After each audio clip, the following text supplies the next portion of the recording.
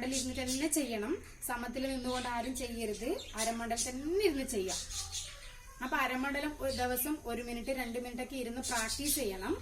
എന്നിട്ട് അരമണ്ഡലത്തിൽ ഇരുന്നിട്ട് തന്നെ ചെയ്യണം. അപ്പൊ കാലിന്റെ മസിൽസ് ഒക്കെ നല്ല പെയിൻ ഉണ്ടാകും. അത് സീരിയസ് ആക്കണ്ട. ഡെയിലി പ്രാക്ടീസ് ഉണ്ടെങ്കിൽ അത് ക്ലിയർ ആയിട്ട് പോകും. ഓക്കെ.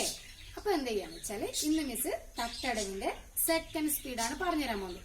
അപ്പൊ എന്ത് ചെയ്യാ, കൈ പുറകിൽ നമ്മൾ വെച്ചു, പതാക അല്ലെ, പതാക വെച്ചു. എന്നിട്ട് നമ്മൾ എന്ത് ചെയ്യാ, നേരെ 2 കാലും 2 സൈഡിലേക്ക് വിരിച്ചു വെച്ചു കൊടുത്തു.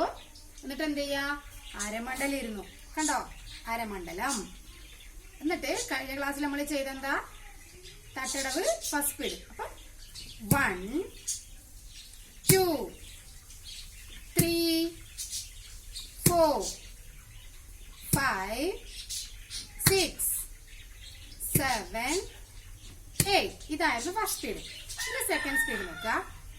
1 2 3 4 5 6 7 8. ഇത് മിസ് കാല് കണ്ടല്ലോ, ജസ്റ്റ് ഇതാ 1 2 ഇങ്ങനെയല്ല പൊക്കിയത്.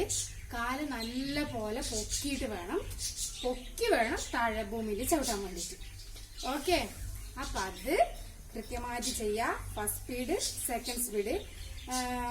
ഇതെന്തോ മറ്റുള്ള വീഡിയോസ് മുദ്രാസൊക്കെ എനിക്ക് കറക്റ്റ് എല്ലാവരും വീഡിയോസ് അയക്കാറുണ്ട്.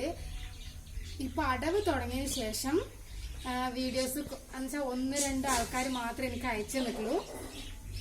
അല്ലാതെ ആരും അയച്ചിട്ടില്ല. ഇത് എന്തുകൊണ്ടാന്ന് അറിയില്ല, പ്രാക്ടീസ് ചെയ്യുന്നുണ്ടോന്ന് അറിയില്ല, കിട്ടാത്തോണ്ടാണോന്ന് അറിയില്ല. പതുക്കെ ചെയ്താൽ മതി. പിന്നെ അരമണ്ഡലം ഇരുന്നിട്ട് ഒന്നുമില്ലല്ലോ, ജസ്റ്റ് റൈറ്റും ലെഫ്റ്റും മാറി മാറി ചവിട്ടാം. ഇപ്പൊ അത്രേ പണിയുള്ളൂ. അപ്പൊ എന്റെ മക്കള് ചെയ്യല്ലോ, നല്ല കുട്ടികളായിട്ട് ചെയ്യല്ലോ. എന്നിട്ട് മിസ്സിന് അയച്ചു തരുമല്ലോ. ഓക്കെ. അപ്പൊ അയച്ചു തരണേ. ബൈ.